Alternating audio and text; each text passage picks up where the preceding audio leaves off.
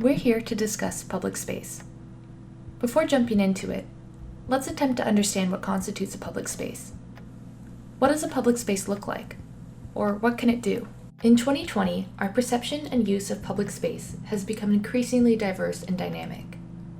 Let's take an example of a park surrounded by streets on all sides. This park is programmed into various components, and we have activities taking place on it. But do we just restrict this space to a kit of parts, a definition of what it's meant to be? Or can we question it? Can we shout in this space? Or can we eat here? Can we perform or read or protest or feel safe? Maybe these are a bunch of elements we know but take for granted when we design a public space. Aren't these spaces also shaped by external societal disruptions like climate change or COVID-19? 2020 has been an effective tool in unveiling the multi-layered, dynamic, and temporal nature of a public space. It has also made us understand the need for such spaces more than ever, and the fact that we as designers realistically only withhold a certain level of control on these spaces. Now let's take designer Sophia here, who is set to design a public space. Hey Sophia, can you help me create this public space? But wait a minute.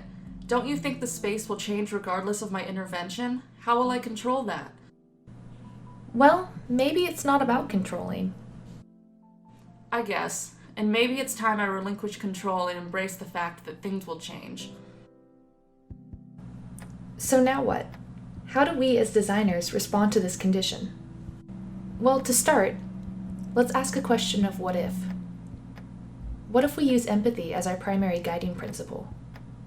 What if we base public space programs on local community needs, rather than standardized solutions that really don't cater to diverse communities? What if we listen and then engage with the community, rather than asserting our knowledge and assuming we have all the answers? What if we accommodate specificity through flexibility and abandon the one-size-fits-all syndrome? What if we question the policies made by decision makers to broaden the scope of service to the community? And finally, what if we engage with the present in order to anticipate the next step, to progress, to move forward?